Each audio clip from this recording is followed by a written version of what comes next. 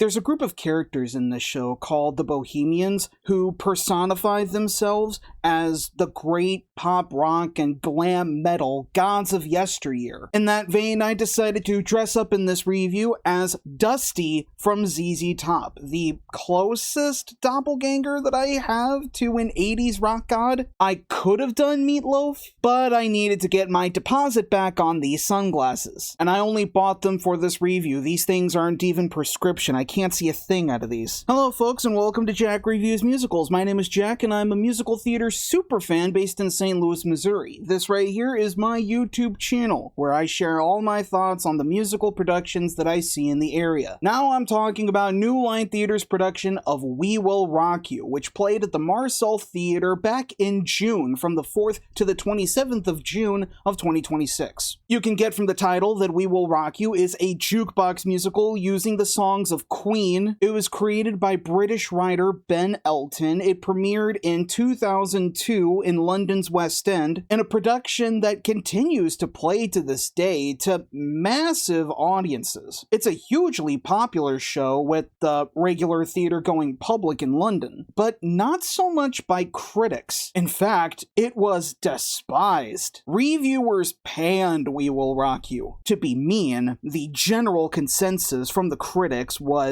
it was essentially using Queen as the soundtrack for a fanfiction that was written by an 8th grader on Wattpad. Don't ask me how I know that. Strap yourselves in for this one, folks, because this is gonna get wild. We Will Rock You is set 300 years in the future. Earth has devolved into a worldwide authoritarian regime ruled by the multinational tech company GlobalSoft, who have renamed Earth the iPlanet. Every aspect of life on the iPlanet has been digitized, with its inhabitants, who GlobalSoft calls Gagas, living almost exclusively online. This includes the outlawing of all handmade forms of art, and anything that humans can use to create art, especially music. The entertainment that GlobalSoft peddles is AI-generated slop that has reduced the Gagas down to a hive mind, bending to the regime's every whim. Keep in mind this was written in 2002. The rules of this world are enforced by the Killer Queen, the immortal CEO of GlobalSoft. Almost 300 years ago, back when GlobalSoft was first emerging onto the scene, she had her consciousness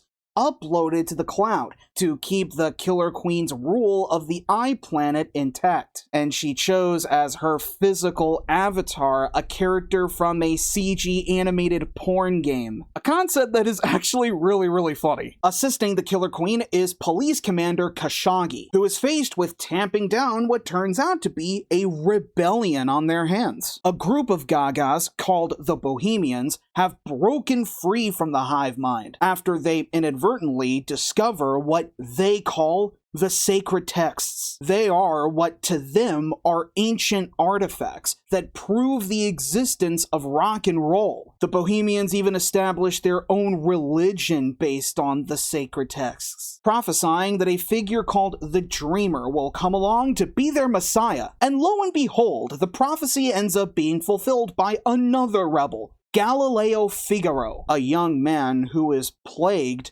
by psychic visions of half-remembered lyrics to pop songs from centuries past. Visions that get Galileo in serious trouble with Commander Khashoggi. Galileo evades being captured by him, only to find another rebel, a riot girl named Scaramouche. The two of them are united in their rebellious spirits, and they become companions, eventually lovers. The two find sanctuary with the Bohemians, and after discovering that Galileo's visions make him the Dreamer for real, they all resolve to finally take down GlobalSoft and bring real music back into the world. You can probably understand the 8th grader on Wattpad allegations now. I can definitely see why the critics would have thought that We Will Rock You was laughably cringe in a way that was so manufactured and processed and focus grouped. Now this sounds like I'm dunking on this show, but hear me out. The co-directors of New Line Theater's production, Chris Moore and Scott Miller, they revealed something about We Will Rock You that I don't think a lot of people considered, and I include myself in that regard. The book writer for the show, Ben Elton, even though he is a writer, he is, first and foremost, a comedian, a satirist. We Will Rock You was supposed to be a satire. When the show was brought to New Line's attention for consideration of inclusion in their programming, Moore and Miller found within Ben Elton's material that even though the story is very serious and the stakes are pretty high, the writing style was incredibly campy and tongue-in-cheek. It didn't take itself too seriously. We Will Rock You is musical theater's equivalent of Paul Verhoeven's Starship Troopers. In fact, Moore and Miller really rubbed it in with the program by including this. This right here is a timeline that they drew up that showed the downfall of popular music and rock. Clearly, Moore and Miller saw that this was supposed to be a satirical comedy, but I think that's what turned a lot of people off initially. People expected a lot more from a jukebox musical using the songs of Queen, one of the most beloved, well-regarded rock bands in music history, than a story that amounts to cringe fanfiction. Now, this show may be silly on the surface, but something that Moore and Miller discovered with We Will Rock You, and why it was a hit with audiences instead of critics, it was because the subject matter that was being satirized in Elton's script is extremely topical to today. We Will Rock You satirizes authoritarianism, corporatism, the proliferation of AI slop, the proliferation of entertainment that only exists to turn our brains to mush. For New Line to not produce a show that addresses these topics in the current moment, that would have been a big misstep. At the same time, though, We Will Rock You, instead of being dour about society's prospects, it projects hope and optimism. It's a heartfelt and really funny celebration of individuality, freedom, the musical legacy of the rock gods of yesteryear, Queen especially. Again, the Bohemians personify themselves as different rock stars, from David Bowie to Prince to Tina Turner. Scaramouche at one point gets a makeover to look like Joan Jett, and towards the end of the show, Galileo becomes possessed by the spirit of Freddie Mercury in a staging moment that was very well executed. It's a feel-good musical, one that New Line obviously had a lot of fun putting together, starting with this cast, led by Brady Kierkegaard as Galileo and Chelsea Johnston as Scaramouche. Kierkegaard made his New Line debut with this show in a performance that is no doubt going to make him a name to watch out for. His swagger, his earnestness, his comic chops, especially when he blurts out those random song lyrics, his impressive vocal range, particularly when he finally becomes the Freddie Mercury persona he was destined to be. He bookends the show with excellent solo performances of I Want to Break Free and a double track of the title song and We Are the Champions. Johnston, meanwhile, is a New Line veteran, and she had a firm grasp of Scaramouche's riot girl attitude. Johnston made her hot-headed, gutsy, and free-willed with a strikingly cool presence that paired well with Kierkegaard's comparatively warm energy. Johnston's solo work in Somebody to Love was excellent, and she gets the chance to totally shred on the guitar solo in the title song. Kierkegaard and Johnston made for a great leading pair on stage. Their chemistry was compelling, and their voices blended together perfectly. Songs like Under Pressure, Hammer to Fall, and especially Who Wants to Live Forever, where they got the chance to do some romantic intimacy choreography, coordinated by Gabriel Scott Lawrence, who also choreographed the combat scenes, the highlights being the Act 1 finale and Another One Bites the Dust. The villains were also compelling. The Killer Queen was played by Durance Blaylock, and Commander Khashoggi was played by Evan Bronkema. The dynamic between these two of villain versus minion was was great. Blaylock as the Killer Queen was a scene stealer, mastering her commanding authoritativeness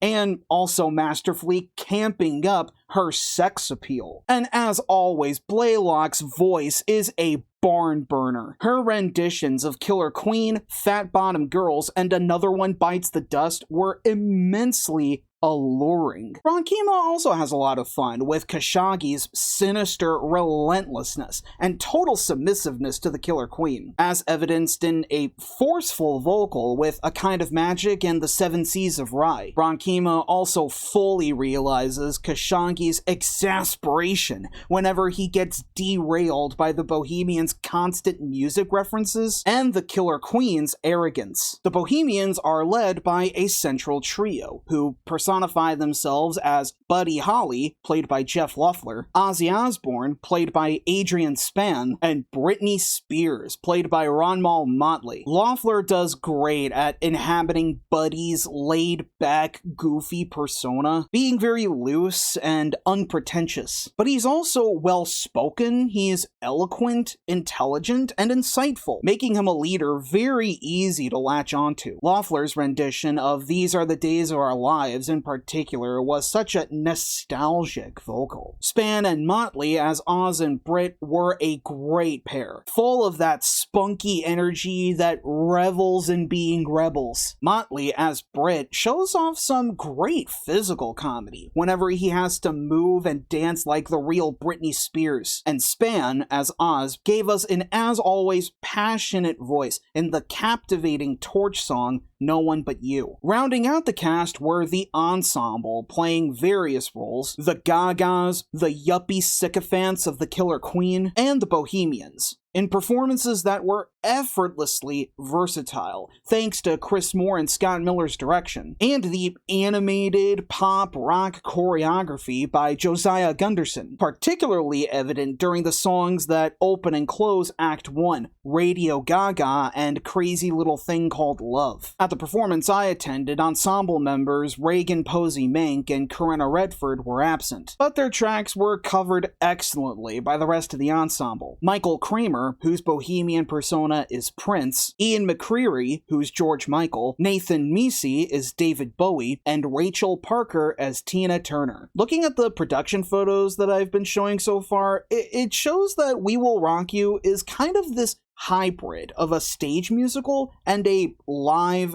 rock concert. New Line takes advantage of this by placing the band on raised platforms against a bare set. Because of this setup, the band got a lot of chances to absolutely rock the roof off of the place. Every member of this band sounded like they were having the time of their lives, performing songs that have become iconic. Their playing sounded fantastic all around, the voices of the cast matched their energy perfectly. The band here was exemplary of why I'm an advocate for live music in stage musicals, because this is evidence of how the band are just as much performers as the cast. Leading the charge is musical director Braden Bissett on the keys, alongside his wife Becca Rose Bissett, who also provides auxiliary percussion and backup vocals. The guitars were played by Zach Kempen and Xander Gerdes, whose dad, John Gerdes, plays the bass, with Joe Winters rounding out the band on the drums. The bare set in question was designed by Nathan Meesey, and he did great at turning the Marcel Theater into this kind of run-down, abandoned cityscape, befitting of a society that only lives online. There's paint splatter on the floor, trash strewn about the place, rubble and ruins that form ramps and platforms, fences, gears, ripped drop sheets. There's also an abandoned bench, a chair, a crate full of music artifacts, an antique television set, props that were curated by props master Beth Burton-Livorsi. The dystopian rock and roll aesthetic was augmented by Eric Wendland's vibrant, colorful lighting design, in tandem with Becca Rose Bissett's equally vibrantly colorful costumes. The Bohemians were all distinct and recognizable. The Gagas wear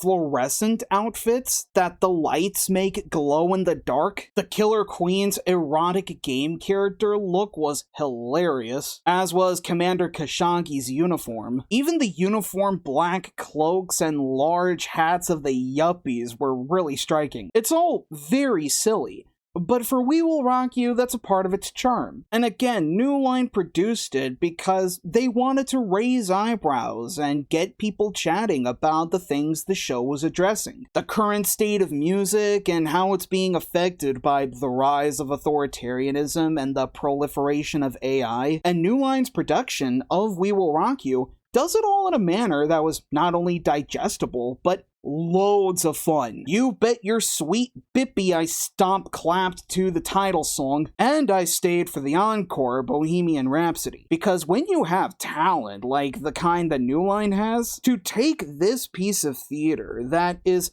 not considered to be universally beloved or even highly regarded as being that deep, and still putting all of their effort and development into it to make it a worthwhile theater experience? Yeah, I can say it was indeed worth it. We Will Rock You is fun. Can't you just have fun for once? I think you've earned it. New Line's production is long closed by now, but if you get the chance, check it out on YouTube. You'll probably enjoy it, with all of this in mind, that is. But you know what?